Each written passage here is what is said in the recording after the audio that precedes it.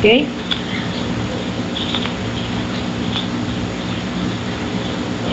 Ok? Oi? Ok. Bem, pessoal, boa noite a todos vocês. Dizer que é um prazer imenso poder mais uma vez conversar, um bate-papo super importante. E dessa vez eu trouxe uma pessoa muito especial, né, que é o nosso querido deputado federal Padilha, meu colega da Câmara Federal, que tem o maior prazer em poder conversar com ele. Eu acho que ele tem muito a repassar aqui para nós, informações super importantes. Dizer também que o deputado Padilha foi ex-ministro da Saúde, foi, com certeza, um dos expoentes na criação, por exemplo, do Mais Médico. Ele foi o criador do Mais Médico. Ele também foi responsável pela introdução da vacina do HPV, além da expansão do Brasil Sorridente. Se eu fosse falar da biografia dele aqui, dos feitos dele à frente do Ministério, com certeza demoraria muito tempo. Mas isso aqui é uma live, uma hora nós teremos aí para conversar, e o tema dessa live é Brasil pós-pandemia. Então, Padilha, muito obrigada mais uma vez por estar aqui comigo. Eu sei que você recebe muitos convites, né? Hoje é uma das pessoas mais convidadas a participar de lives, enfim, a participar aí desse debate nacional envolvendo a pandemia do coronavírus, ou seja, uma pessoa realmente extremamente requisitada. Mas eu queria iniciar aqui fazendo a primeira pergunta. Lembrar também, gente, que o deputado Padilha, ele é infectologista, ele é médico, tá? Então é alguém que realmente entende bem desse assunto. E essa é uma pergunta que não quer calar, que todo mundo sempre faz, algumas lives que eu tenho feito, alguns seguidores que eu quero aqui mais uma vez agradecer a presença de vocês aqui, sempre acompanhando os nossos seguidores, tanto do Facebook como também do Instagram. Agradecer aqui os seguidores das redes sociais do Partido dos Trabalhadores, que também estão nos acompanhando em todo o Brasil. E essa é uma pergunta que eu gostaria de fazer a você, com relação a essa questão da pandemia, né, uma pandemia global, que atingiu praticamente aí todas as nações, se ela poderia ter sido evitada. Ou seja, se não havia uma previsibilidade epidemiológica para evitar uma tragédia tão grande. Bom lembrar que no Brasil são mais de 51 mil pessoas que perderam suas vidas. Eu quero aqui até prestar minha solidariedade a muitas famílias que choram a perda dos seus entes queridos. E se a gente for falar no mundo, é um absurdo de pessoas realmente que vieram a óbito por conta do coronavírus. Então, a pergunta que eu faço, essa tragédia poderia ter sido evitada? Ô, Regiane, primeiro agradecer muito o convite, nossa deputada Regiane Dias, um orgulho da nossa bancada aqui de deputados e deputadas federais do PT. Um grande abraço ao governador Wellington Dias. Eu tenho muito orgulho de ser companheiro, amigo de cada um de vocês, tanto o seu quanto do Wellington, a luta toda. Eu tenho muito orgulho de tudo que o Wellington fez, você junto, o Partido dos Trabalhadores fizeram no estado do Piauí. É uma referência. Hoje mesmo pela manhã eu estava comentando numa mesa aqui que foi realizada aqui na Frente Parlamentar Mista Senado e Câmara sobre ciência e saúde pública. Me perguntaram se tinha algum estado que eu diria que é uma referência no enfrentamento à pandemia da Covid-19, e eu comentei do trabalho que o governador Wellington está fazendo, do trabalho que estão fazendo no Piauí. Então, em primeiro lugar, é uma honra, um prazer poder estar com cada um e cada um de vocês, poder conversar um pouco com as pessoas que te seguem. Eu diria assim, não seria possível evitar o surgimento do vírus, né, ou os primeiros casos, o tamanho da epidemia. Mais difícil, né? É importante a gente perceber que o vírus que a gente chama de SARS-CoV-2, que causa a Covid-19, né, ele faz parte de uma família de vírus dos coronavírus que de 2003 para cá, ou seja, em 2003, depois em 2012 e agora em 2019, esse tipo de vírus, o coronavírus, já surgiu com 3 mutações importantes que passaram a causar doença em humanos, e as 3 foram epidemias importantes. A SARS, em 2003, foi uma epidemia importante, ficou muito localizada ali na China, em alguns países do Sudeste Asiático, não teve essa propagação toda pelo mundo, mas preocupou muito na época, muitas pessoas morreram. Depois a MERS, que aconteceu no Oriente Médio, também ficou restrita ao Oriente Médio em 2012, e agora o SARS-CoV-2, o vírus que causa Covid-19, que é a maior pandemia da história da humanidade. A gente havia assistido, a gente aprende, estuda as pandemias do século XX, né? Não tem comparação, a comparação mais próxima é o que aconteceu na gripe espanhola, mas obviamente, até por conta da conexão no mundo, os voos mais próximos, as pessoas viajam, circulam, né? É só imaginar, né? Quantas pessoas do Piauí viajam para a China, viajam para a Europa hoje, viajam para os Estados Unidos, viajam para São Paulo, viajam para o Rio de Janeiro, e quantos que viajavam no começo do século XX, né? Então, é um risco de disseminação muito mais rápido. Então, eu diria que é difícil a gente avaliar que poderia ser evitada a pandemia, ou seja, a circulação dela pelo mundo, mas certamente poderíamos ter evitado a quantidade de mortes, né? Aliás, os países hoje que têm o maior número de mortes, que é os Estados Unidos, o Brasil e o Reino Unido, né? Pega a Inglaterra, o conjunto dos países do Reino Unido, são 3 países que erraram muito, sobretudo no começo do enfrentamento da pandemia, e no caso do Brasil a gente continua errando. O Reino Unido errou no início da pandemia, acreditou que poderia fazer o que se chama do isolamento vertical, ou seja, fazer o isolamento só das pessoas que eram um grupo de risco, os idosos, pessoas que tinham doenças crônicas. Os Estados Unidos, a liderança do Trump no começo desprezava muito a pandemia, então não se preocupou em fazer o distanciamento desde o começo.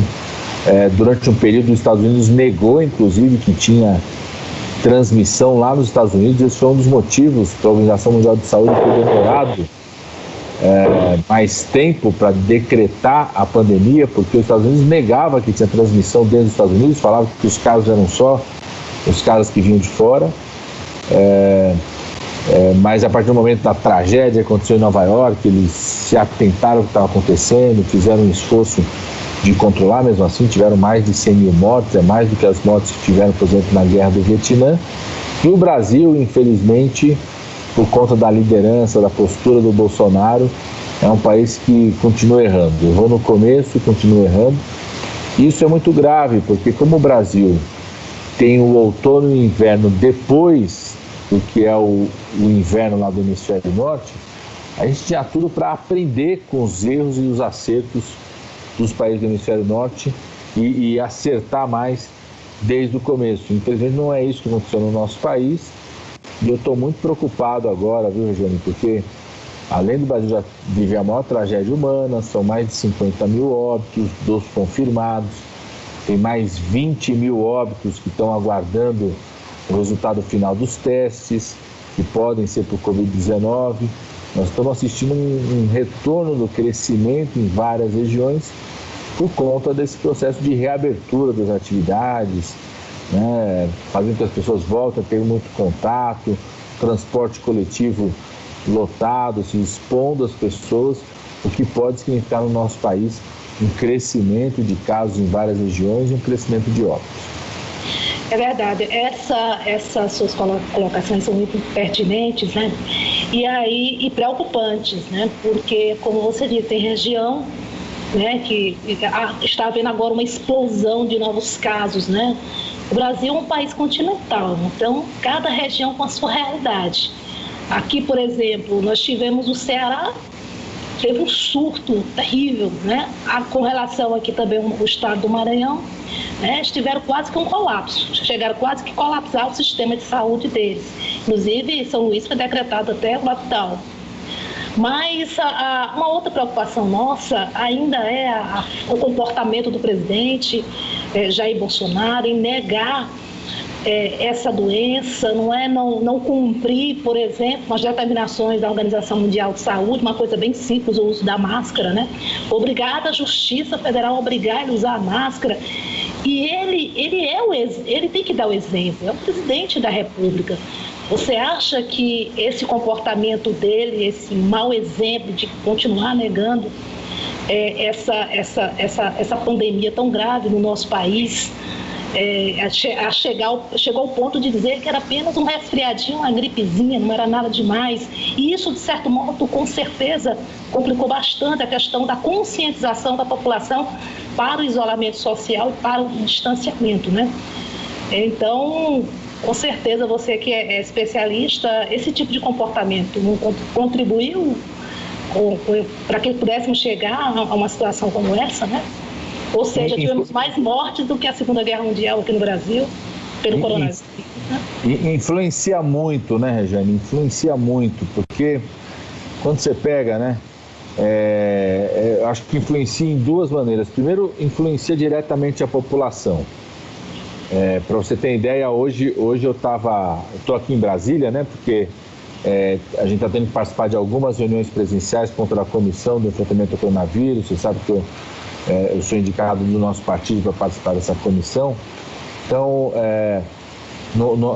na hora assim do intervalo, eu tinha que ir no caixa eletrônico. No caixa eletrônico fica numa agência de banco, e o banco fechado, né? Tá só os funcionários lá dentro, poucos funcionários, a maior parte do atendimento no caixa eletrônico. E tinha um senhor brigando com os funcionários, falando o seguinte: eu quero entrar, eu quero fazer as coisas aí, né? E queria entrar com outras pessoas, e os funcionários tentando explicar para eles, né? O próprio bancário, não era nenhum segurança, explicar: está entrando aos poucos, um de cada vez, né? A gente está tendo um esforço de controle, ele explicando, né, para proteger todo mundo, proteger o senhor, inclusive, o funcionário falando: nós estamos querendo proteger o senhor proteger a gente proteger o senhor, ninguém sabe quem pode estar infectado ou não, quem pode estar transmitindo ou não. E a fala do senhor lá reproduzia as falas do presidente da República. Falava assim: eu não vou pegar não, porque eu sou atleta, comigo não vai acontecer não, você também não vai, né? Ficou uns 10, 15 minutos discutindo, depois até criando uma situação. Aí eu fui lá conversar com ele, outras pessoas também, né? Então, em primeiro lugar, a postura do presidente Bolsonaro é uma postura que influencia, em primeiro lugar, diretamente as pessoas, né? Então tem uma parcela da população que vê, exatamente como você falou, vê na figura do presidente um símbolo, um representante, ele é o chefe de Estado do nosso país. Então o que ele fala, o que ele faz influencia as pessoas, né? Tem uma segunda influência direta que é para dentro da equipe do governo. Eu fui ministro da Saúde, Jane, e eu sei o que é, por exemplo, um ministro da Saúde ter que conversar, por exemplo, com o ministro da Economia, o homem que tem a chave do cofre, e lá falar o seguinte: preciso aumentar recurso para comprar mais teste para fazer teste da Covid-19, precisamos de passar recursos para o estado do Piauí poder abrir mais leitos, precisamos comprar mais máscaras para proteger os trabalhadores da saúde. Eu fico imaginando o Ministério da Saúde indo conversar com o ministro da Economia, o ministro da Economia falando o seguinte: mas peraí, o chefe acabou de dizer que isso é uma gripezinha, que estão exagerando, então influencia o resto do governo. Tanto é que até agora, olha só, até agora o governo federal não executou nem 40% dos recursos que nós aqui, eu, você, Congresso Nacional, autorizamos para o Congresso, para o governo federal executar. Ou seja, o Congresso Nacional deu todas as condições para que o governo federal pudesse ampliar leito de UTI, passar recurso para que os estados pudessem ampliar, fazer testes. O Brasil faz poucos testes, né?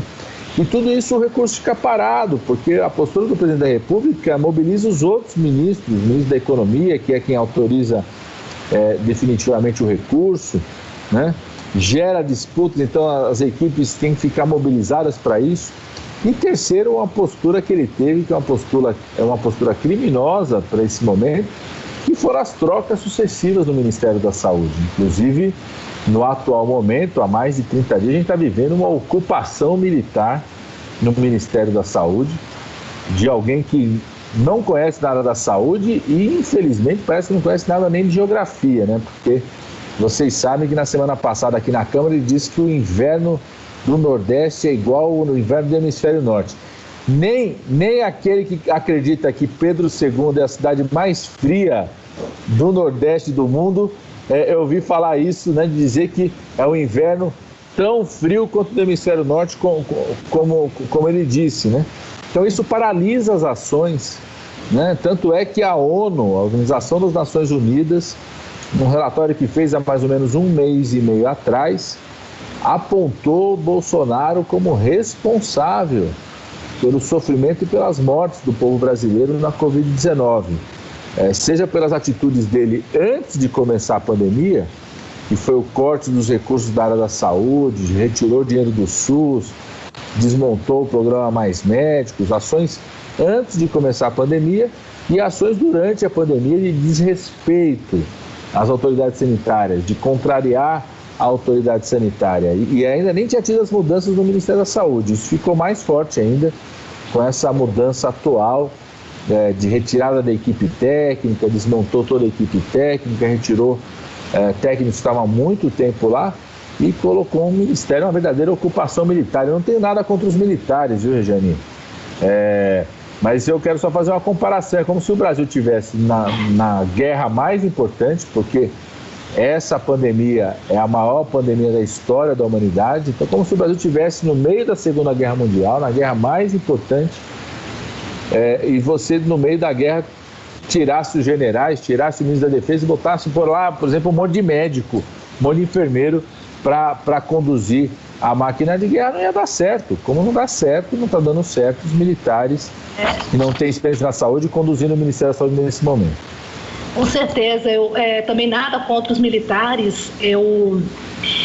Como você bem colocou, você foi ministro da Saúde, você conhece a realidade da saúde no nosso país, e a saída de 2 ministros médicos no meio de uma pandemia como essa, no meio de uma gravidade de uma crise sanitária como nunca visto, realmente aí surge aí a descontinuidade, é consequência dessa retirada brusca desses ministros que com certeza não concordaram, por exemplo, com o uso veemente, obcecado do presidente com relação à cloroquina, à hidroxicloroquina. Quem é médico, você que é médico, sabe que há benefícios e malefícios no uso da cloroquina. Então, com certeza, esses ministros tiveram essa dificuldade com o próprio presidente. Mas antes da gente entrar nesse tema da cloroquina também, que virou um tema extremamente polêmico, foi politizado ao extremo, eu gostaria que depois você falasse, mas antes eu queria que você também comentasse aí sobre essa questão dos Mais Médicos, né? Você criou o Mais Médico em todo o Brasil, né? Você foi o pai aí da criança ainda no governo da presidenta Dilma. Então, você conhece a realidade realmente dos estados, dos municípios, principalmente aqui para a região Nordeste. Eu falo aqui do meu estado, do estado do Piauí. A carência de médico aqui era gritante e continua uma situação muito séria, porque com a retirada desses médicos, estou falando também dos médicos cubanos, com certeza ficou uma lacuna. E a gente conversa com os prefeitos e eles dizem isso, nós estamos aqui com a mão na cabeça, porque agora ser médicos e numa pandemia como essa. Então, assim, você também é um grande defensor da questão do Revalida, de trazer esses médicos brasileiros que se formaram lá fora para poder trabalhar nesse momento aqui de enfrentamento à Covid-19. Eu conversei com o próprio governador Wellington Dias no consórcio aqui Nordeste, era também um dos pedidos junto ao próprio Ministério da Saúde, referente aos governadores, para que as universidades estaduais pudessem fazer esse Revalida, pelo menos nesse momento aqui de enfrentamento dessa crise, por falta dos médicos. Agora mesmo conversando com o governador, precisamos expandir mais os leitos de UTI, de sala de estabilização, mas não basta só a vontade de querer, e claro, a necessidade também, que essa aí é a primordial, mas se não tiver os profissionais, o que é que nós vamos fazer? Então, eu queria que você falasse também sobre essa situação aí do Revalida. Deputada, assim, Regiane, eu fico muito triste mesmo, assim, de ver o que foi feito com Mais Médicos, a destruição do Mais Médicos, esse tema do Revalida, porque o Mais Médicos ficou muito conhecido como um programa que trouxe médicos cubanos, trouxe médicos brasileiros formados no exterior para atender a nossa população e só por isso já teve impacto muito positivo, os resultados são muito fortes.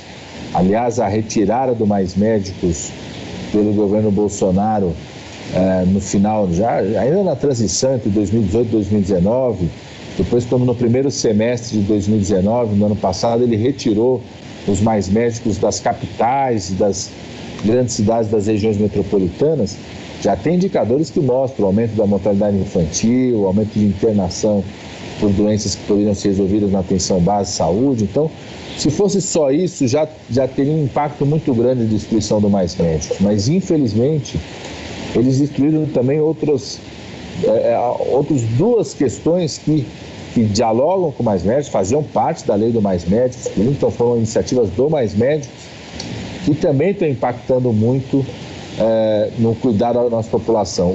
Revalida, né? Revalida foi um programa que nós criamos em 2011. Eu era ministro da Saúde, o Haddad era o ministro da Educação, a portaria assinada por nós dois, durante o primeiro governo da presidenta Dilma, que é a ideia de você ter um teste, um exame nacional, que seria feito todo ano, para que as pessoas que se formarem em outros países, se quiserem atuar no Brasil, façam a prova, fizessem ter o registro profissional, tivesse o diploma, tendo o diploma, poderiam atuar em qualquer área, qualquer lugar. Revalida veio sendo executado em 2011, quando a gente estava no Ministério, 2012, até que quando acabou o governo da presidenta Dilma, através do golpe, o último ministro que fez o Revalida foi o ministro Marcelo Castro, do Piauí. Depois, em 2017, fizeram uma prova que não fizeram resultado até hoje. 2018 não teve Revalida, 2019 não teve Revalida. Então, quem está tentando fazer sua validação de diploma no Brasil está desde 2017 esperando para poder fazer essa prova, para poder atuar, para poder cuidar do povo brasileiro. Nós estamos falando de médicos brasileiros, né? Queremos trazer para ajudar aqui. Nós temos hoje, Regiane, cerca de 15 mil médicos jovens brasileiros formados no exterior, e vários deles já atuaram pelo Mais Médicos, então vários deles já atuaram no sertão do Piauí, na periferia de Teresina, na periferia de Parnaíba, nas regiões metropolitanas, nas periferias das regiões metropolitanas, alguns trabalharam em área indígena, comunidades ribeirinhas, quilombolas, ou seja, vários deles já atuaram, já conhecem essa realidade das áreas mais vulneráveis, e estão à disposição do povo brasileiro, querem cuidar, querem atender o povo brasileiro, e o governo federal, desde o começo, se nega a chamar, se nega a fazer editais para essas pessoas, e também não faz o Revalida. Então ele não tem nem o direito de começar a atender o povo brasileiro pelo Mais Médicos, que está na lei, né, aprovando na lei, e nem faz o Revalida. Aliás, no ano passado, quando teve aquela medida provisória do Bolsonaro, que ele falou que ia criar um programa, que ia levar 18 mil médicos para o Brasil, até hoje não levou nenhum médico, o programa que ele falou que era médicos pelo Brasil, até hoje não entregou um médico para nenhum município. Quando tramitou aquela medida provisória, nós incluímos nessa medida provisória transformar em lei a obrigação do governo federal realizar o Revalida pelo menos 2 vezes por ano. Então já era para ter tido um Revalida no primeiro semestre, que não teve. O ministro da Educação, esse Weintraub aí, que saiu fugindo do Brasil, não realizou, né? Então até hoje não fizeram um Revalida. Então esse é um aspecto do Mais Médicos que foi sendo destruído, a destruição do Revalida, a paralisação do Revalida tem um impacto muito grande. E tem um outro aspecto, Regiane, antes, se eu puder falar, que é o seguinte: o Mais Médicos, além de trazer médicos de fora, e além de dar oportunidade para médicos brasileiros formados aqui poderem atender a nossa população, ele também tinha um eixo que era da formação. Então abriu escolas novas, como lá em Parnaíba, que formou a primeira turma esse ano.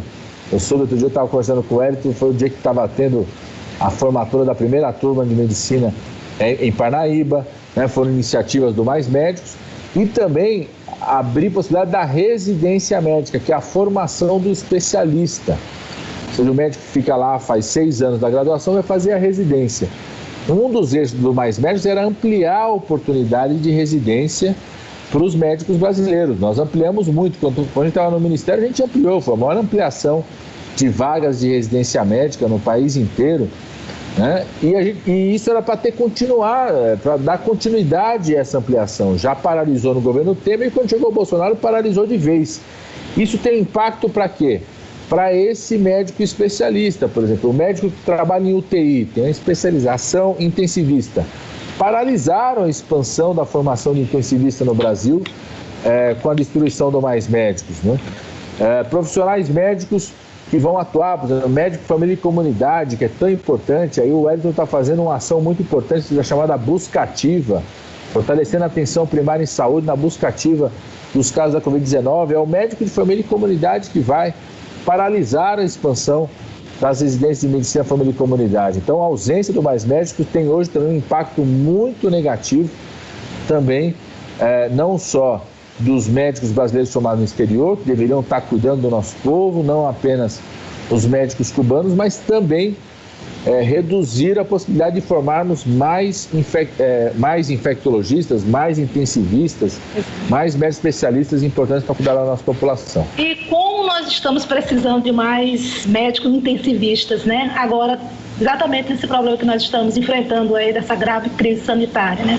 Você falou em 15 mil médicos brasileiros que estão lá fora, aguardando aí esse revalide.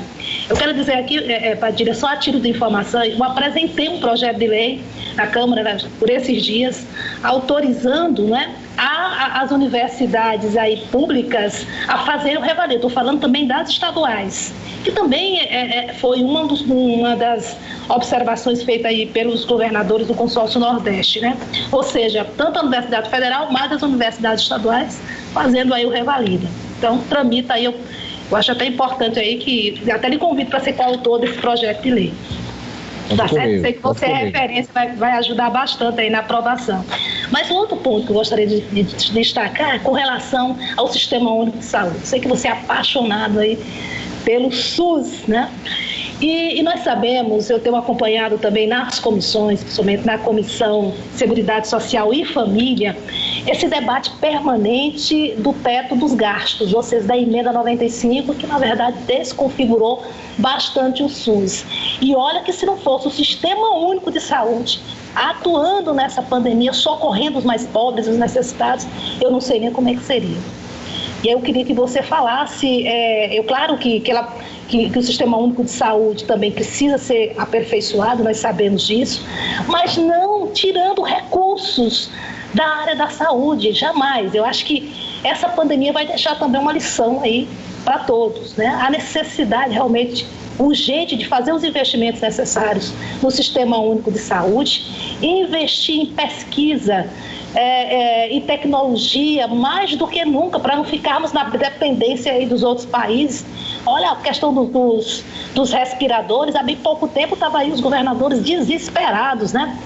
Porque não tinha aqui no país suficiente para poder atender a todos os estados.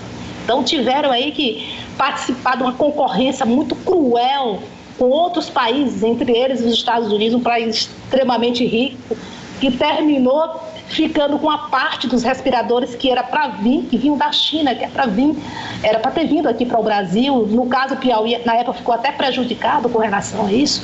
Eu acho que fica aí essa lição de não ficar na dependência dos outros países, depois dessa pandemia, porque você é infectologista, você sabe que pode vir outras, ou até mesmo o próprio coronavírus, né? Ele pode sofrer mutações. E aí? Exatamente isso, Rejane. Assim, primeiro eu acho que tem uma percepção, como você falou bem, cada vez maior da sociedade nesse momento da pandemia, da importância do SUS. E eu te digo assim, o tema da saúde sempre foi um tema que preocupou muito a população. Toda pesquisa de opinião apontava a saúde como o maior problema, porque é a vida, o SUS ainda tem muita fragilidade, é uma luta a gente aprimorar, a gente está falando do setor do mais médicos, né? Então é sempre uma luta.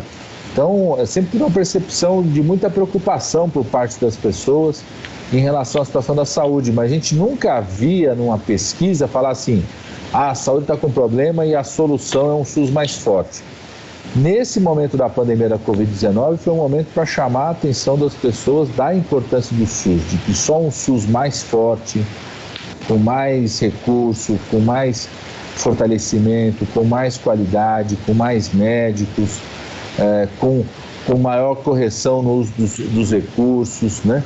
Com cuidado nos recursos, só assim que a gente consegue de fato salvar vidas. Muita gente que tem plano de saúde sabe que teve muita dificuldade de acessar, de fazer o exame para a Covid-19.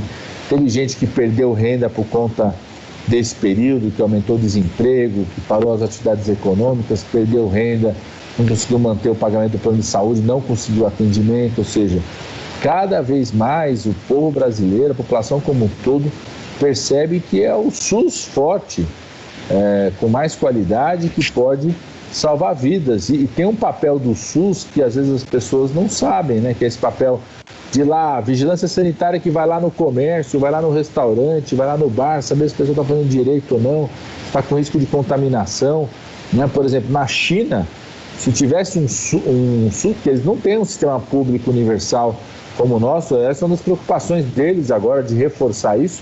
Se tivesse um sistema de vigilância mais forte, talvez, de vigilância sanitária, talvez a mutação que existiu não tivesse ocorrido naquele mercado, com a força que teve. Então, a importância do SUS, e um dos passos muito decisivos é a retomada dos recursos, a retomada do investimento. Essa emenda constitucional 95 foi uma mudança na Constituição, foi feita depois do golpe, foi feita lá em 2016 no Congresso Nacional, que na prática mudou o compromisso que a gente tinha na Constituição da saúde como direito para todos, né, e que estabeleceu um congelamento de 20 anos do recurso da saúde. Só para você ter uma ideia, para quem nos acompanha ter uma ideia, essa emenda já retirou de recursos da saúde cerca de 22,5 bilhões de reais que deveriam ter ido para a saúde e não foram, de lá para cá.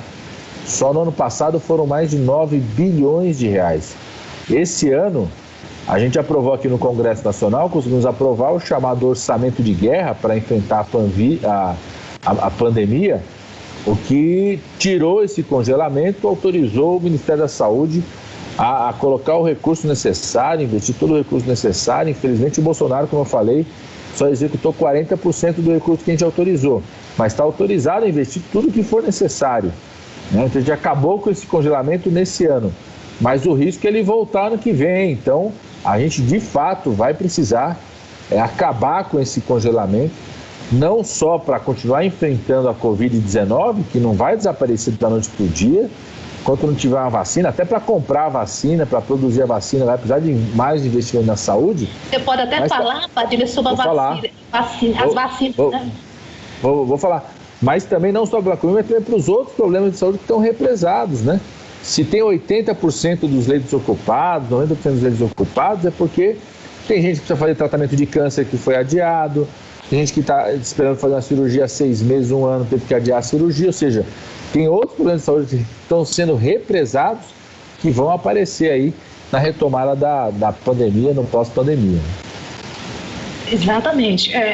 Você falou 40% só, né, do orçamento de guerra que nós aprovamos, né, sendo que é um dos países assim que pouco testa, né, os testes que foram feitos até agora no país. É uma vergonha, né, é uma vergonha. Isso é muito ruim para as estratégias que deverão ser montadas, né, para o enfrentamento à Covid-19, né, se não testa.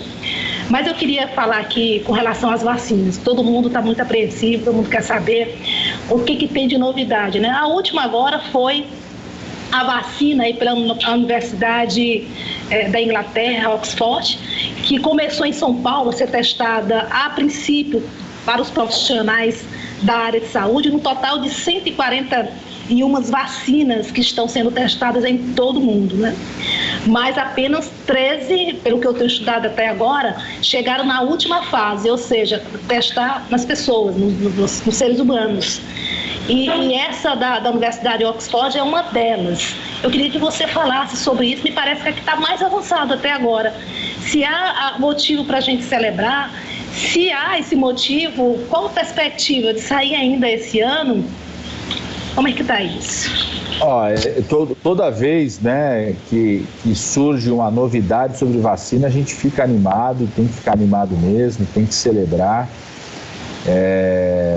Mas a gente tem que ter clareza que normalmente... Que Deus abençoe e que dê certo mesmo, não é? Isso aí, que abençoe. Pedir muito a Deus. Que ilumine os pesquisadores, ilumine todos, salvar vidas, fazendo avaliação, porque, de fato, né, a gente só vai ter o controle dessa pandemia quando tivermos uma vacina. Porque uma pandemia como essa, ela só se controla quando você tem 70% a 80% da população imune. Né? E tem duas formas dessa população ficar imune, ou seja, ela ficar sem poder pegar mais o vírus. Ou ela tem o vírus e se cura, ou ela toma vacina. O problema de ter o vírus e se curar é que para infectar 70% a 80% da população, morre muita gente. Para vocês terem ideia... É a imunidade de rebanho, não é isso? A chamada imunidade de rebanho, para alcançá-la, vai matar muita gente. E esse que é o projeto genocida do Bolsonaro. Para vocês terem ideia, assim, em Nova York, todo mundo viu a tragédia que foi em Nova York, as imagens, não tinha nem lugar no cemitério, tudo.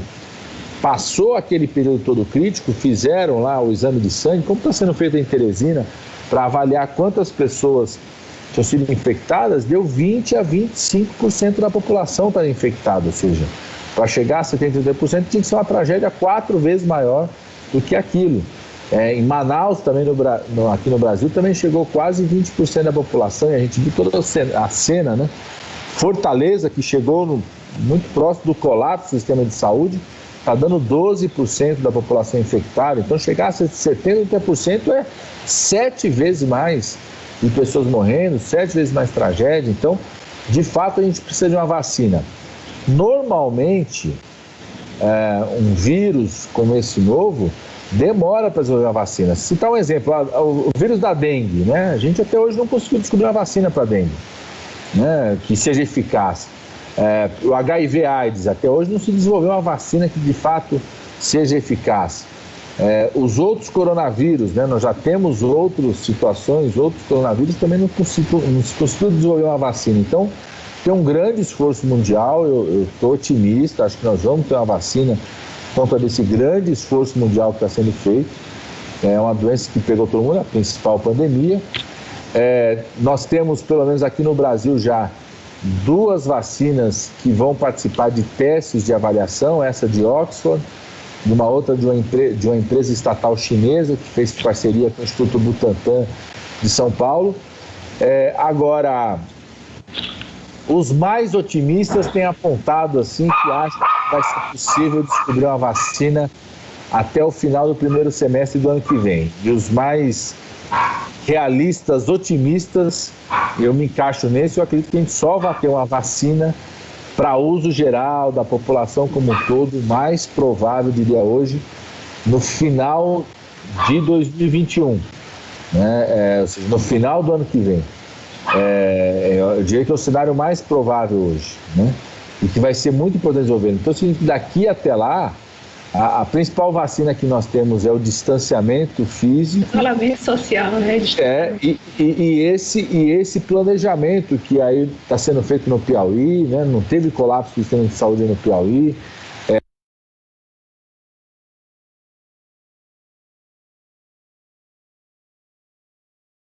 Melhor, né? O que é melhor? Todo mundo ter diarreia ao mesmo tempo ou ter uma pessoa por semana ter diarreia, né? O melhor é ninguém ter diarreia, mas se não tiver como impedir a diarreia, é melhor você ter uma pessoa por semana que você vai conseguindo controlar o uso do banheiro, né? O esforço que nós estamos fazendo hoje é um pouco esse, de você não deixar todo mundo se infectar ao mesmo tempo, porque senão você não tem sistema de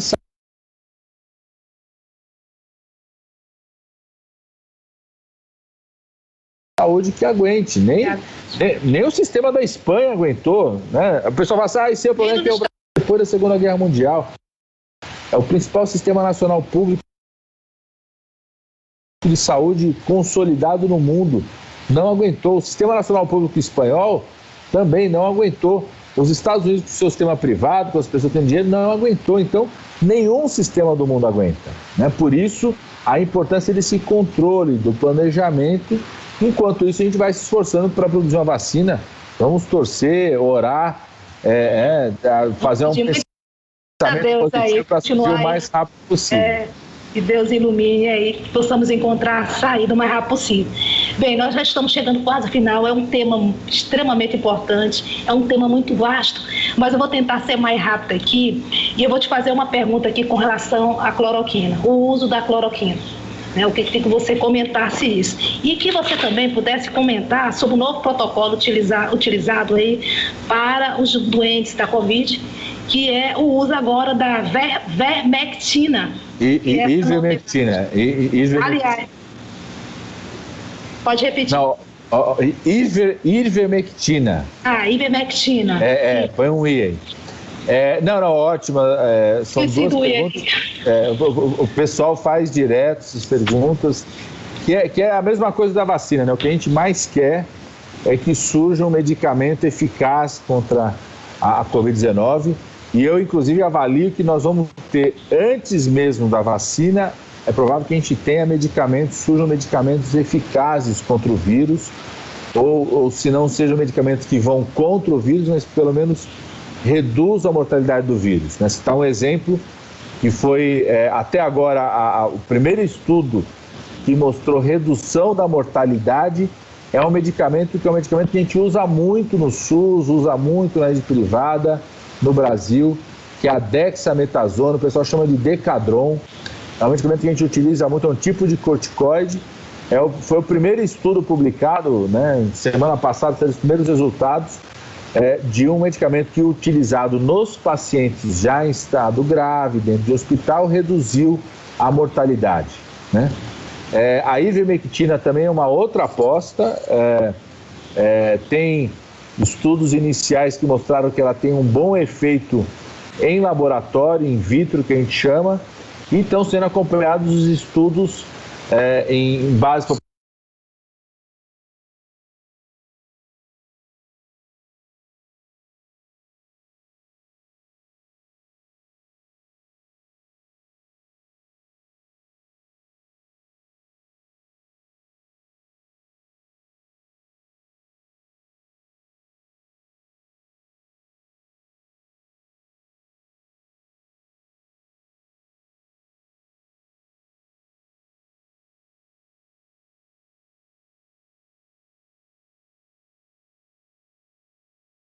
populacional, né, que a gente chama dos ensaios clínicos, nas pessoas, acompanhado, é muito importante. Ele é um remédio.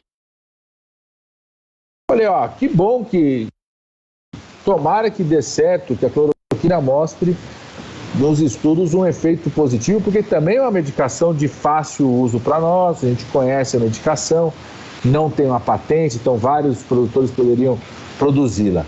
Infelizmente, até agora, nenhum estudo, e centenas de estudos estão sendo realizados de uso da cloroquina, seja a cloroquina isolada, ou seja a cloroquina junto com outro medicamento, né, a azitromicina, antibiótico, nenhum desses estudos mostrou um resultado eficaz, tanto para reduzir morte, quanto para reduzir gravidade, quanto para reduzir internação. Infelizmente, até agora, nenhum estudo mostrou isso. E alguns mostraram, inclusive, que você tem uma reação adversa maior. Ou seja, a pessoa que tomou cloroquina teve mais problemas de saúde, alguns problemas não tão graves, como diarreia, mas teve diarreia, e outros problemas mais graves, como a mudança assim, do batimento do coração, arritmia cardíaca. Então, por enquanto, a gente não tem nenhum estudo que sustente o uso da cloroquina. Tem algumas situações ainda que não tem resultado final dos estudos, que seria do uso precoce, né? Ou seja, a pessoa começar a tomar cloroquina assim que descobrir, porque a maior parte dos estudos eram feitos dentro de pacientes, dentro de hospital, tudo. A gente não tem resultado, não existe resultado ainda no uso precoce da cloroquina. Qual que é o resultado? Tem estudos que estão acontecendo, e eu acho que os estudos que estão acontecendo têm que continuar para você ter uma avaliação. Qual que é a crítica que eu faço na postura do Bolsonaro e do Ministério da Saúde, feito por esse general? É que mesmo sem esses estudos confirmarem, né, um resultado positivo, e alguns deles inclusive mostrar que quem usou cloroquina teve mais evento adverso, o que o Bolsonaro fez? Fez o Ministério da Saúde assinar uma recomendação de distribuição da cloroquina, jogando ali na responsabilidade do médico, da médica, do enfermeiro que está lá na ponta o uso dessa medicação, sem montar junto, eu acho que isso que é mais grave, sem montar junto uma estrutura de acompanhamento, de avaliação, porque uma coisa é você usar um medicamento como esse em estudo, você está acompanhando, se identificou alguma reação adversa, você interrompe, você faz os exames precocemente, faz um eletrocardiograma, faz um exame de sangue, avalia se tem algum tipo de reação adversa. Então, Bolsonaro mandou distribuir a cloroquina sem montar junto um sistema de avaliação, até para a gente ter o resultado, e sem montar junto um sistema que a gente chama de vigilância de eventos adversos, ou seja, que descubra rapidamente, caso a pessoa esteja tomando cloroquina, se ela rapidamente identificar algum evento adverso, alguma reação que a gente não deseja, se poder interromper rapidamente. Então, não fez isso, não garantiu o eletrocardiograma, então isso é muito grave. E poderia ter pego esse recurso e feito um investimento, Rejane, que eu acho que seria muito positivo. Qual que é a preocupação que eu tenho hoje?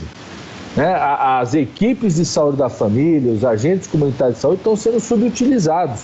Vocês aí no Piauí, o Wellington montou um programa de busca ativa que está sendo muito bom nisso, é o exemplo para o Brasil. O Bolsonaro podia colocar o dinheiro que está gastando na cloroquina, que é um medicamento não eficaz, e ter equipado os agentes comunitários de saúde, os enfermeiros, médicos de família, protegidos, profissionais com máscara, para eles poderem visitar as pessoas, identificar situação de risco, e podia ter equipado as equipes com um aparelho pequenininho, que a gente chama o oxímetro, que vê a saturação do oxigênio, para identificar quem está em casa, quem não está no hospital, se tem alguém que desenvolve mais precocemente uma falta de ar, se identificar essa insuficiência respiratória mais rápido, trazer essa pessoa para o hospital, para uma UPA, fazer já o oxigênio sem entubar, mas já começar com o oxigênio mais precocemente, fazer os cuidados, um acompanhamento.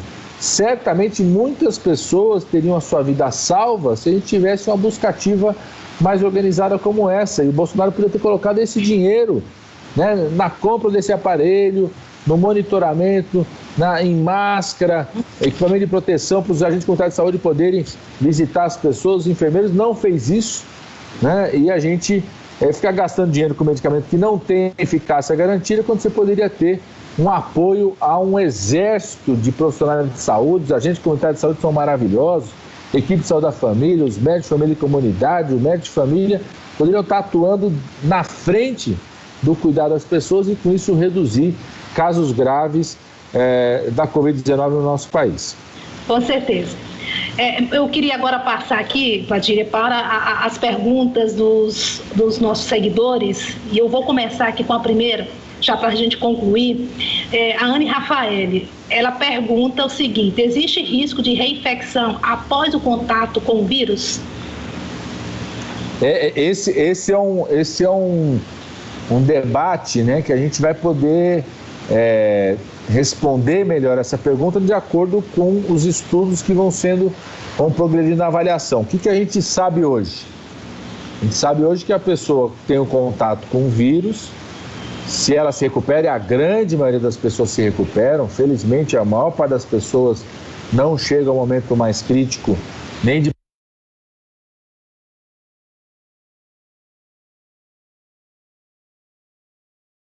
precisar ir para uma UTI, né, nem de morrer, embora muita gente morra, porque muita gente se infecta. A maior parte das pessoas, ao ter infectado, ela consegue se recuperar e ela desenvolve um anticorpo, que a gente consegue ver inclusive no exame. Então, a gente faz a sorologia, o tal do IgM e do IgG, ou mesmo no teste rápido, o IgG é um marcador, é um anticorpo que mostra aí que você já teve há mais tempo essa infecção, 3, 4 semanas, e que você desenvolveu um anticorpo de proteção ao vírus. A grande dúvida que nós temos hoje, Rejane, quem nos perguntou, é quanto tempo essa proteção vai durar. Por exemplo, vai ser igual ao sarampo? Sarampo pegou uma vez, está protegido a vida inteira. Rubéola pegou uma vez, está protegida a vida inteira. Vai ser igual outros coronavírus, porque tem outros coronavírus que a proteção durou meses, 1, 2 anos, não durou mais do que isso, né? Ou vai ser uma proteção por um período ainda menor. O que a gente está compreendendo hoje, né? Os especialistas, as recomendações, que muito provavelmente uma pessoa que se infectou e se recuperou, está lá, fez a sorologia, tem IgG positivo, provavelmente essa pessoa está protegida. Se fosse para apostar, apostaria mais firmemente nisso hoje. Ela está protegida durante esse ano, com certeza, né? Durante esse inverno, com certeza. A gente ainda não pode afirmar se ela vai estar protegida no ano que vem para a Covid-19. Isso são os estudos que vão mostrar mais tempo de acompanhamento, mais resultados, vão mostrar qual é o tamanho dessa proteção. A gente tem alguns casos já relatados. Como são casos esporádicos, acredita-se que pode ser algum problema na própria pessoa, de pessoas que se reinfectaram, né? Então, a gente já viu isso, já tem casos descritos em relação a isso. É possível que seja uma condição específica daquela pessoa, alguma coisa tem naquela pessoa que ela não conseguiu ter uma defesa do corpo tão adequada, mas são casos bem esporádicos, mas existem, já foram relatados esses casos, a gente está se avaliando melhor a situação. Mas eu diria assim que hoje daria para afirmar que muito provavelmente está protegido pelo menos para esse ano. A gente ainda não tem informações seguras para dizer se você estaria protegido nos próximos anos da Covid-19. Tá certo. Outra pergunta aqui do professor Raimundo, né? Quanto tempo de vida o Covid-19 sobrevive em país tropical como o Brasil? Desculpa, Rejane, faz de novo. Quanto tempo? Novamente, quanto tempo de vida o Covid-19 sobrevive em um país tropical como o Brasil? Isso muda, depende muito da superfície que está o vírus, né? A maior parte dos estudos que é o seguinte, né? O vírus saiu da boca da pessoa, das vias aéreas, a pessoa tossiu, fez uma gotícula, caiu em algum lugar, né? O tempo que ele dura naquele lugar depende da superfície, depende também da temperatura, por isso que essa pergunta sobre a temperatura é importante. A maior parte dos estudos eram, né, estudos de laboratório, de investigações nos países do hemisfério norte, que apontavam, por exemplo, que o vírus ficava sobrevoando, né, numa condição normal, por exemplo, no ambiente do hospital, não no ambiente de UTI, que tem paciente entubado, tem mais aerosol, mas num ambiente normal, numa sala que o vírus poderia ficar circulando de 30 a 40 minutos, no que a gente chama, né, sobrevoando no ar, no aerosol, que fica em termos aí de horas na pele das pessoas, superfície da pele das pessoas, e pode ficar dias em algumas superfícies, como por exemplo, né, aquele cano do ônibus, onde você segura, naquele alumínio, né, em lugares mais frios, por isso essa preocupação de você higienizar, limpar bem as coisas antes de colocar na geladeira, quando você compra no supermercado, né? Então, ele pode ficar de minutos a horas. É lógico que isso depende do quanto você lava a mão, né? Do quanto que tem higienização, do quanto tem higienização. Por isso a recomendação de higienização dos ônibus, do transporte coletivo, higienização diária, depende do quanto que você limpa aquela sala, né? Aqui na câmara, né? Essa coisa do microfone, então, higienização direta do microfone. Por isso que a gente reforça tanto essas duas coisas, o uso da máscara. O uso da máscara é mais para você proteger as outras pessoas do que você se proteger, essa máscara de pano que a gente utiliza, porque ela impede que você, ao falar, ao tossir, jogue secreção com vírus que caia na mesa, caia na comida de alguém, caia na pele de alguém, no rosto de alguém, né? Na maçaneta, você está diminuindo a mão de alguém. Então, por isso a importância do uso da máscara e a importância de lavar a mão permanentemente, porque Voltando a estar lavando a mão, você está reduzindo o risco de estar com a secreção lá que tem o vírus. Padilha, só temos 3 minutos para a gente encerrar, mas a última pergunta que eu achei muito interessante, aliás, 30 segundos, então vou ter que encerrar, infelizmente, no Instagram, né? Padilha, muito obrigada, só temos 30 segundos e foi assim, super importante, mas estão dizendo aqui que podemos continuar no Facebook, então vamos continuar, pode ser? Vamos lá, pode ser. Infelizmente no Instagram esgotou aqui o nosso tempo, tá?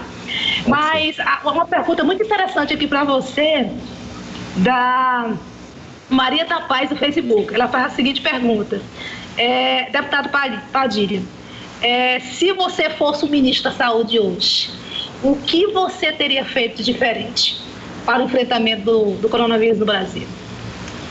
A primeira coisa que eu vou dizer para ela, eu diria fora Bolsonaro, nem aceitar o Bolsonaro como presidente da República, a postura dele, tanto que outros ministros não aceitaram continuar em função da postura que ele teve, né?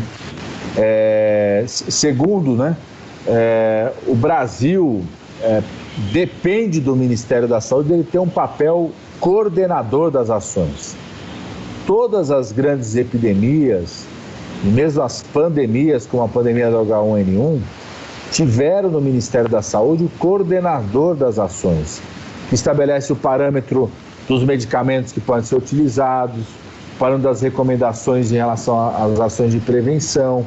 Por exemplo, o Ministério da Saúde tem um papel, eu até tenho um projeto de lei nesse sentido, já que o Ministério não fez, para estabelecer parâmetros para esse debate da reabertura, né? Estabelecer a partir de quantos dias você pode discutir fazer um processo de reabertura, na avaliação por região, quais são os critérios que têm que ser utilizados, né? O Ministério da Saúde teria um papel decisivo em fazer um verdadeiro mutirão de testagem no país e não fez. Que é o Ministério da Saúde, que pode chamar o Ministério da Educação, o Ministério da Ciência e Tecnologia, chamar o Ministério da Economia, injetar recurso, convocar os laboratórios das universidades, os laboratórios dos institutos federais tecnológicos, laboratórios privados, toda a rede do SUS, deveria ter mobilizado desde o começo, desde janeiro, fevereiro, a gente falava isso para o Ministério, fazer um grande mutirão de testagem no Brasil, para a gente não estar no escuro como nós estamos hoje. A gente enfrenta a pandemia meio que no escuro. Saiu o resultado ontem, aqui da testagem, do ensaio sorológico, né, da coleta de sangue de 5 mil pessoas na cidade de São Paulo, deu 9% de infectados. Isso significa mais de 1 milhão de pessoas aqui só na cidade de São Paulo infectado. Então o número que está no Brasil de 1 milhão, só aqui na cidade de São Paulo, pelo resultado de ontem, já tem infectado na cidade de São Paulo. Então a gente está no escuro em relação à pandemia. Então essa coisa. E a outra coisa fundamental, isso eu tenho falado para todo mundo, para os governadores, para os prefeitos, para os donos de hospitais. Se você tiver só R$1 para investir, né, se tiver um recurso escasso para investir, invista em proteger os seus trabalhadores e trabalhadoras da saúde. O pior dos mundos é você ter o equipamento, você ter o medicamento, mas você não ter o médico, não ter o enfermeiro, não ter o fisioterapeuta, não ter o técnico de enfermagem para cuidar da pessoa. Então, a proteção aos trabalhadores e trabalhadoras da saúde tinha que ser algo que o ministro não podia dormir enquanto não tivesse certeza. São os nossos guerreiros, né, que estão na linha de frente, no fronte da guerra, né? Tem que ser protegidos, né? Com certeza. E ela aproveita para te parabenizar aí pelo trabalho, viu? Obrigado. No caso, a Maria da Paz. Outra pergunta aqui também dos nossos seguidores é da Célia Santos. Como o senhor avalia a abertura gradual do comércio? E um projeto seu que diz, que fala sobre isso. Eu tenho um projeto de lei que chama Protege Brasil. Eu fui buscar... A grande vantagem que o Brasil tem é de ter o outono e inverno depois do outono e do inverno do hemisfério norte. Então a gente pode aprender com o que deu certo e o que deu errado no hemisfério norte. O que os países do hemisfério norte estão fazendo nesse processo de reabertura? Né? Todos eles estabelecem, primeiro, a avaliação de cada região. O Piauí, dependendo da região, é diferente a situação, propagação da pandemia. Então, cada região a decisão é feita pelos estados, para cada região tem uma situação diferente. Então, nesse meu projeto, eu estabeleço 4 perfis de região. Uma região que está de alta transmissão, regiões de alerta, região de contingência e região de baixa transmissão. Para você passar de uma região de alta transmissão para uma região de alerta, o que os países do mundo têm adotado? Aquela região precisa ter a garantia que durante 14 dias seguidos teve redução do número de casos e do número de suspeitos, porque como o Brasil faz poucos testes, você também tem que considerar o número de suspeitos. Aquela pessoa que teve o sinal e sintoma, teve parecendo da gripe, procurou um lugar para fazer teste, não achou teste para fazer, ele é registrado como suspeito. Então você precisa ter uma redução por pelo menos 14 dias do número de casos confirmados com teste e do número de suspeitos. A partir daí você começa a fazer para cada região a programação de abertura. Por exemplo, eu não autorizaria a abertura do comércio antes de você ter 14 dias de redução de casos confirmados suspeitos. Segundo, você ter certeza que você tem capacidade hospitalar de atender caso volte a crescer rapidamente o número de casos. Quando você toma uma decisão de reabertura, não demora 2, 3 semanas para ter o resultado do impacto. Então, você tem que ter clareza, você tem capacidade de ampliar a sua capacidade hospitalar e atender caso aumente o número de casos, né? E em relação ao comércio, tem 2 questões que são fundamentais. Primeiro, tem que ter um compromisso do comerciante em proteger os trabalhadores e proteger as pessoas que vão entrar no comércio. Então, todo comércio tem que ter lugar para lavar a mão, tem que ter álcool gel na entrada, tem que ter coisa para monitorar se a pessoa está com febre ou não, tem que garantir máscara para o trabalhador, tem que fazer que se a pessoa, o usuário, estiver sem máscara, você poder dar uma máscara para ele poder entrar. Você tem que ter proteção em relação a isso, né? E rediscutir os horários do comércio também. Será que nesse momento da pandemia, no momento crítico, a gente tem que funcionar no mesmo horário todo mundo? Eu defendo que não. Você possa pensar horários diferentes para você, inclusive, não gerar concentração, não gerar nem concentração nem no transporte coletivo, né? Para você não ter aquele horário de pico que todo mundo pega o transporte coletivo e amontoa todo mundo, como também não ter concentração na rua do comércio, no espaço do comércio. Então, vários países adotaram situações de, por exemplo, abrir regiões do comércio, dependendo do dia, abrir regiões diferentes, né? Então, num dia, a gente às vezes tem um centro comercial, num dia, na segunda-feira pode abrir uma rua, na terça pode abrir outra, né? Ou outros fizeram o seguinte: farmácia e supermercado fica aberto direto, comércio shopping center varia o dia que abre, depende do que for o comércio, construção civil abre dia diferente. Você fazer uma programação nos horários de um certo rodízio para não aumentar a concentração de pessoas. Isso aí é fundamental, né? Esse cuidado. Tanto é que o próprio governador Wellington, né, lançou aqui o próprio Piauí. Esse pacto pela retomada organizada no Piauí, diante da pandemia do Covid-19. E essa preocupação aqui no estado do Piauí, tanto é que o nosso estado, graças a Deus, está numa situação bem melhor, porque o governador também iniciou cedo essa questão e a conscientização para o isolamento social, e isso permitiu que não chegássemos à situação extrema, como chegou aqui os nossos estados vizinhos, né? Exemplo do Ceará e exemplo aqui do Maranhão. E aí vem essa questão da flexibilização, né? Que está também aqui no pacto, né? Aí vem as escolas, a preocupação com as escolas, inclusive nós estamos discutindo isso, a criação do protocolo lá na Câmara, para que haja essa retomada do início das aulas, mas com muita responsabilidade, mediante o protocolo sanitário. Vem a reabertura também das igrejas, aqui no estado do Piauí, terminou agora também a construção desse protocolo, né, que depois abriu para a população, enfim, sugerir, e acreditamos que essa tomada de decisão aí também com base aí no comitê gestor aqui, de especialistas, de médicos na área, que vai também estar sempre orientando aqui o governador nessa tomada de decisão tão difícil, né? Enfim, é um novo normal, como você disse, é uma doença nova, desconhecida ainda, que está em estudo e que tem desafiado a medicina de todo mundo, né? Todos os países, estamos vendo aí a quantidade de países correndo atrás dessa vacina, porque senão só tem um jeito de tentar evitar, que é exatamente o distanciamento social e prosseguir aí com o isolamento social. Mas o isolamento social, e aí eu queria puxar um assunto importante, é a questão da prorrogação do auxílio emergencial, que é fundamental para evitar mais mortes e também proteger principalmente os mais vulneráveis, os informais, aqueles que estão desempregados, para que eles continuem protegendo as suas famílias, ficando em casa. E conseguimos aprovar, numa luta muito grande, com a equipe econômica do governo federal, que só queria na verdade disponibilizar apenas R$200, depois dessa briga, não é? Lá, e essa queda de braço, nós conseguimos passar para 600, que depois até para as mulheres chefes de família chegamos a R$1.200, que foi um avanço também muito importante para as mães chefes de família. Mas aí vem essa outra luta também, que é prorrogar pelo menos até dezembro, até terminar o estado de calamidade. Queremos que seja 1 ano, mas se chegarmos pelo menos até o final do ano já é um avanço. Porque nós não podemos de forma alguma deixar essas famílias desprotegidas ainda no momento de extrema situação de gravidade dessa pandemia, né? Dependendo da região, por exemplo, a região sul agora, no Paraná, está lá, né? Estourou o número de casos. Então é muito sério.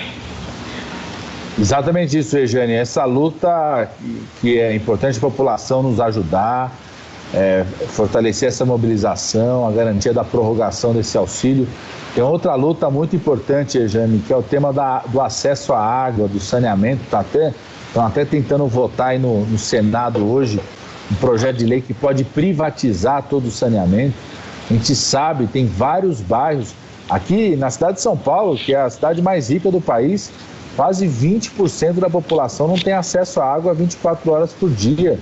A gente está pedindo para as pessoas ficarem em casa, lavar a mão, e não tem garantia de acesso à água onde as pessoas moram, né? Então, eu estou muito preocupado assim com essa proposta de privatização do saneamento, porque quando privatiza totalmente, as empresas só estão preocupadas com lucro, né? Então elas vão lá, podem até melhorar o saneamento, até melhorar o investimento nas áreas que tem retorno, que elas podem cobrar a taxa d'água, a taxa do esgoto, fazer a cobrança sobre isso, mas nas áreas mais vulneráveis, a população que mais precisa, que não pode pagar uma conta de água, não pode pagar uma conta de esgoto, não vai chegar nunca, tanto a água tratada quanto o esgoto tratado. Então, acho que essa é uma luta muito importante, a gente conseguir aprovar a prorrogação do auxílio emergencial, dessa renda básica emergencial, e a gente ainda fazer um grande esforço para não permitir a aprovação desse projeto de lei da privatização do saneamento que está acontecendo no Senado nesse momento.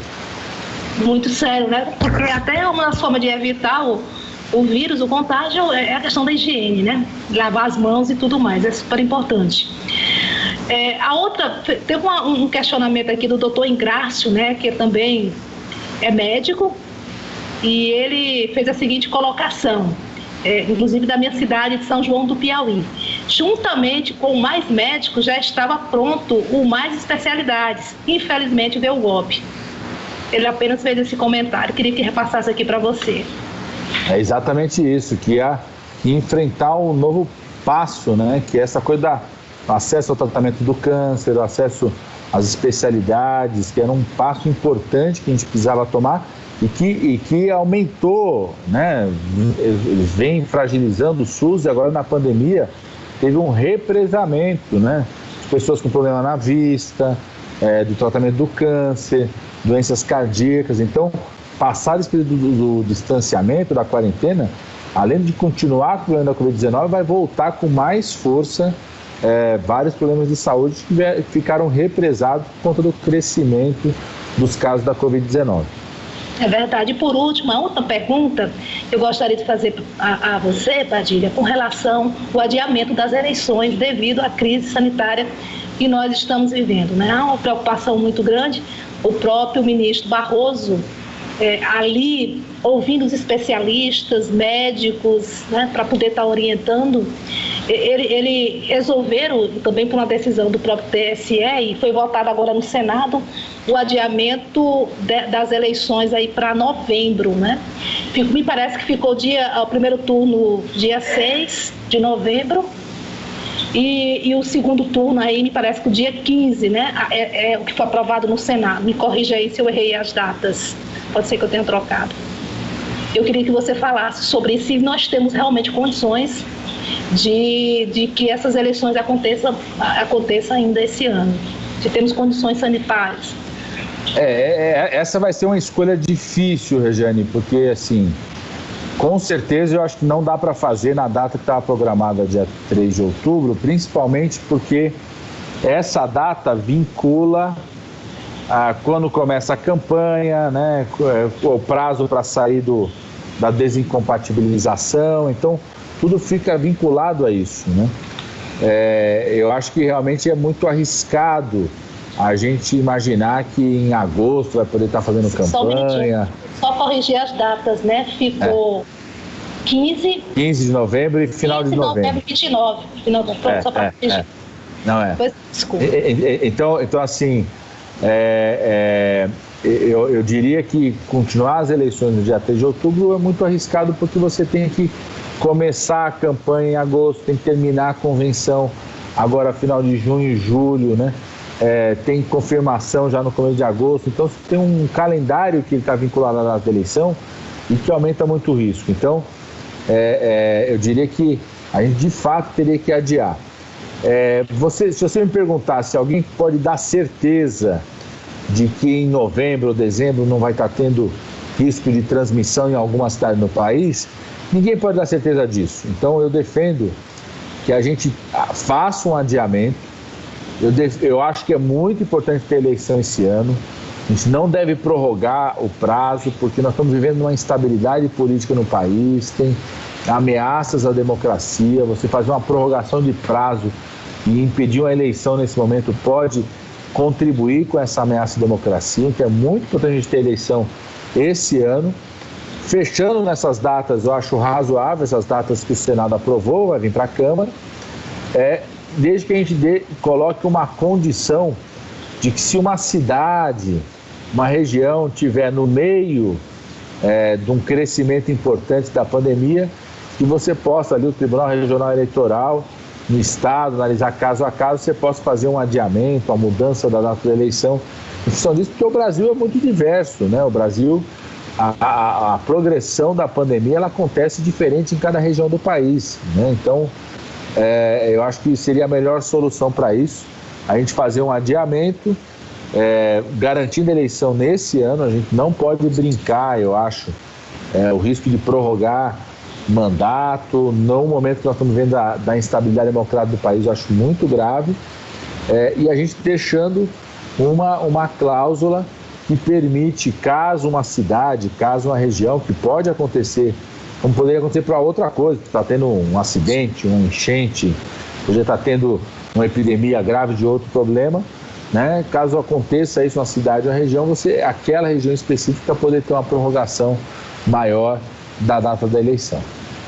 Tá certo. Então, terminamos aqui o nosso debate. Opa. Muito obrigada mesmo. Nós acabamos de conversar aqui com essa figura assim, espetacular, que eu tenho um maior assim, carinho e admiração.